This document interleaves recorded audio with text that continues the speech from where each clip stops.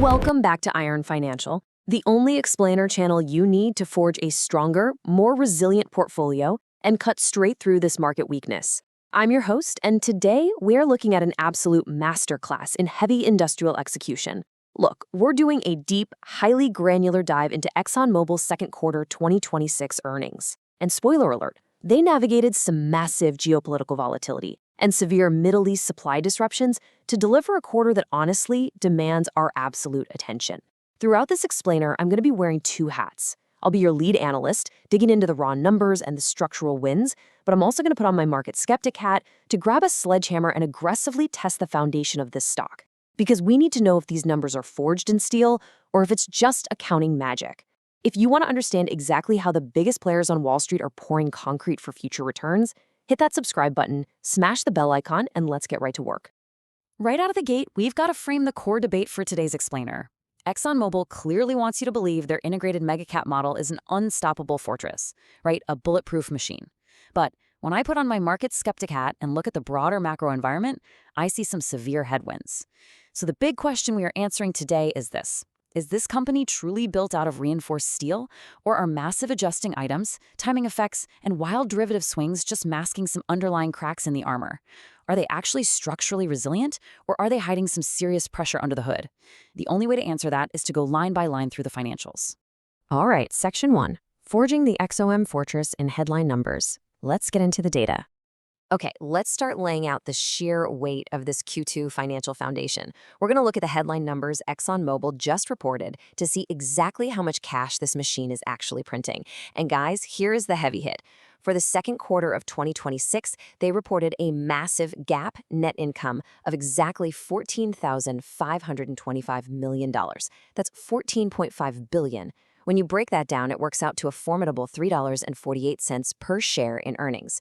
Now, if we strip away some of the noise and look at their adjusted earnings, the number actually ticks up slightly to $14,680 million, which comes out to $3.52 per share. Just a quick reminder for those tracking the fundamentals with us, GAAP is the standard accounting rules that include absolutely everything, while adjusted earnings strips out the one-off noise, things like sudden asset write-downs or weird legal settlements, to give us a much clearer look at the core underlying business. So either way you slice it, it's a monster print.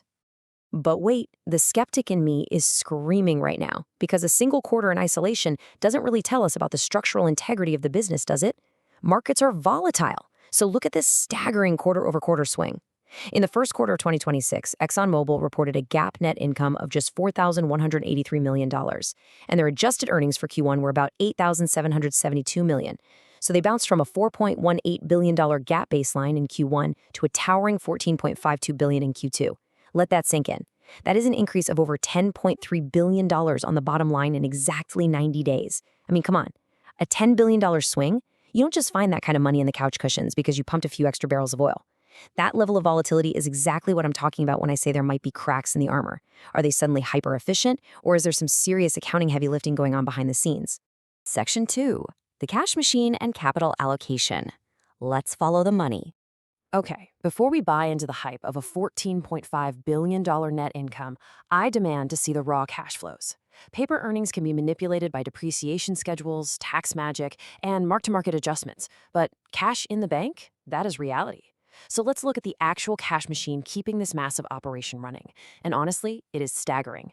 In Q2 2026 alone, ExxonMobil generated $23,555 million in operating cash flow. If we zoom out to the year-to-date numbers for 2026, they are sitting at an unbelievable $32,260 million in operating cash flow. Now, after they paid for their capital expenditures, that's the massive amount of money required to actually maintain the oil rigs, upgrade the refineries, lay down new pipelines, they were left with $17,236 million in free cash flow for the quarter, bringing their year-to-date free cash flow to $19,935 million. Listen, free cash flow is the true lifeblood of any heavy industry company. It's the money they can actually distribute to you and me. So, $17.2 billion in free cash flow for Q2 is just undeniable financial muscle. That's the kind of cash generation that covers dividends, pays down debts, and funds buybacks without even breaking a sweat. But where is all this cash actually going? Well, they are aggressively pouring concrete for future growth. Year to date, they've deployed $13.0 billion in cash capital expenditures. And what's absolutely crucial to understand here is that their planned investments for 2026 are a full 20% higher than their nearest integrated oil company competitor. They are literally outbuilding the competition. In a macro environment where others are retreating because of volatility, outspending your peers by 20% is a massive, confident strategic bet on future supply crunches. And while doing all this heavy lifting, they still declared a structurally sound third-quarter dividend of $1.03 per share, and they executed $5.1 billion in share repurchases just this quarter alone. Moving right along. Section 3. Upstream and downstream powerhouses. Now, my inner skeptic is saying, okay, returning $9.4 billion to shareholders while out-investing peers by 20% is a massive flex. But for that to be sustainable, the underlying business segments need to be firing on all cylinders. The integrated model only works if the upstream extraction and downstream refining actually complement each other. We can't have one segment bailing out the failures of another. Let's open the hood, starting with the upstream powerhouse. For Q2, upstream delivered $7,927 million in GAAP earnings. Domestically, the U.S. contributed $1,920 million, but the real heavy lifting came from non-U.S. operations, bringing in $6,007 million. If you look at the adjusted earnings for upstream, it hits an even higher $9,189 million. And here's the kicker. If you exclude the country volume exclusions from the recent Middle East disruptions, this represents their highest overall upstream production in over 2 decades. And let me translate country volume exclusions for a second. It basically means there are regions in the Middle East where localized conflicts or sanctions force them to halt production. So the base business they still fully control is pumping at a 20-year high just to offset those geopolitical losses. 2 decades, right? That's impressive. But extracting oil from legacy fields is one thing. Where is the actual structural growth coming from to replace those depleting reserves? Well, it's forged in 2 primary basins. First, they just achieved record production in the Permian Basin. They are explicitly targeting a 9% CAGR, that's a compound annual growth rate, which smooths out the year-to-year chop into a steady average, all the way through 2030. That pace is beating all their competitors. Second, the massive heavy lifting offshore is continuing. They've got their 5th Guyana FPSO, which is on plan for startup in the 4th quarter of 2026. This single addition is going to bring an extra 250,000 barrels per day of capacity online. Now, even my inner market skeptic has to acknowledge the sheer industrial scale of what we are looking at here. For those who don't know, an FPSO is a floating production, storage, and offloading vessel. It is essentially a giant floating oil rig in a refinery mashed into a single, highly engineered ship. Designing, building, and deploying these multi-billion-dollar facilities on schedule is incredibly difficult, and ExxonMobil just keeps executing in Guyana. So, okay, I'll concede the upstream segment is a total fortress right now. But what about downstream? Refining margins are notoriously volatile. Let's interrogate their energy products performance and see if it holds up. This is where we see a massive, massive structural turnaround. In Q1 of 2026, energy products, which is basically their refined fuel segment, took a brutal GAAP loss of $1,262 million. But in Q2, they engineered a complete 180-degree reversal, posting a massive $5,465 million GAAP gain. On an adjusted basis, that was a $4,099 million gain. This was driven heavily by record second-quarter diesel production on their current asset basis, allowing them to capture immense market value as global refining margins spiked due to industry-wide supply disruptions. But wait, here comes the skeptic again. They went from bleeding over $1.2 billion to making almost $5.5 billion in refined fuels in just 3 months? That kind of wild swing makes me incredibly nervous. Yes, it worked in their favor this quarter because competitors had offline capacity, but what happens when the industry normalizes? This feels a whole lot more like a lucky market timing event than a durable structural advantage. But the analyst side of me pushes back. It's not just luck. It's having the integration and the reliability to run your plants full out exactly when the market is short on supply. And to round out the segments, we saw rock-solid stability in the rest of downstream. Chemical products delivered $1,131 million in GAAP earnings, which was $1,214 million adjusted. Specialty products brought in $956 million in GAAP earnings, or $969 million adjusted. Furthermore, they aren't resting on their laurels here. They just reached a final investment decision, an FID, to expand their Louisiana facility with a 120 kilotons per annum Proxima blending expansion. Proxima is their proprietary line of high-value performance materials, used in everything from advanced industrial plastics to synthetic lubricants. This proves they are strategically moving further down the value chain. Section 4. Adjustments, one-offs, and costs. Grab your hard hats. All right, it is time for the Skeptic to completely take over. We've had our fun parading the headline numbers and the operational wins, but now we need to grab that sledgehammer and drill down into the adjusting items, the accounting one-offs, and the underlying risks. This is where you find the structural weaknesses that corporate earnings releases always try to bury in the footnotes. Look at these red flags. The headline numbers look great until you realize they had over $1 billion, 1,079 million to be exact, in asset impairments. Just poof, written down. Then, categorized under other items, there's a massive $1,365 million addition to financial reserves, plus another $194 million in direct Middle East impacts in Q2 alone. So that's $1,559 million in other items. But here is the absolute biggest crack in the armor: timing effects and LIFO accounting differences. We are talking about last in, first out inventory rules. When oil prices are swinging violently, inventory valuation gets heavily distorted.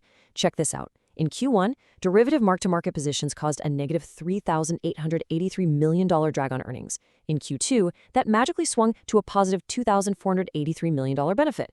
This massive, multi-billion-dollar accounting noise completely muddies the true operational picture. Now, the analyst in me has to interject and translate this mark-to-market noise.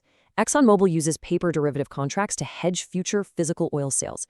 When the price of oil moves today, accounting rules force them to record a paper gain or loss on the balance sheet right now, even though the actual physical cargo hasn't even been pumped yet. Over the life cycle of the oil, those paper swings neutralize to zero. And those reserves and impairments, that's just management actively cleaning up the balance sheet and preparing for future risks, not hiding from them. Speaking of risks, though, let's talk about severe geopolitical cracks. The earnings presentation literally has a slide warning us about looking ahead to Q3. They explicitly state that if the Strait of Hormuz is closed for the entire quarter, it would reduce their Middle East production by roughly 750,000 oil equivalent barrels a day versus 2025. 750,000 barrels every single day. That is a massive chunk of high-margin production that could just vanish overnight due to geopolitical factors completely outside of ExxonMobil's control. That, my friends, is a severe structural vulnerability that you cannot ignore.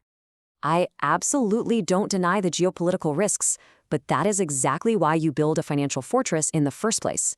And here is the reinforced steel that protects them from those external shocks. $16.3 billion. That is the cumulative structural cost savings this management team has squeezed out of the business since their 2019 baseline. They added another $1.2 billion in savings just in the first half of 2026 alone.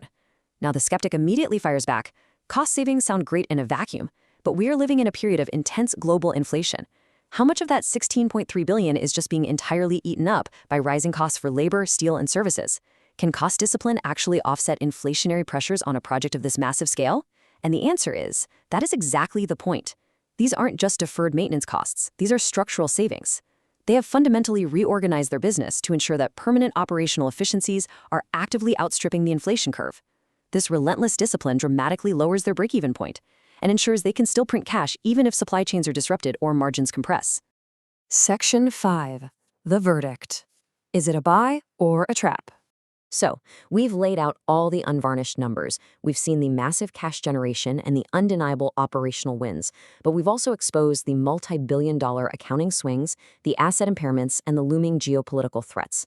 It's time to synthesize this line-by-line financial data and answer the ultimate question for you, the focused learner watching this. Is ExxonMobil a fortified stock offering safety and dividend growth, or is it a dangerous trap waiting to spring on unsuspecting investors? Here is the final clash. The bull case is built on cold, hard execution. You have unstoppable structural growth with a 9% CAGR in the Permian and the 5th FPSO launching in Guyana. You have an impenetrable balance sheet that just generated over $17 billion in free cash flow in a single quarter, supporting a bulletproof $1.03 dividend and a massive $13 billion year-to-date CapEx program. And you have $16.3 billion in structural cost savings acting as an inflationary shock absorber.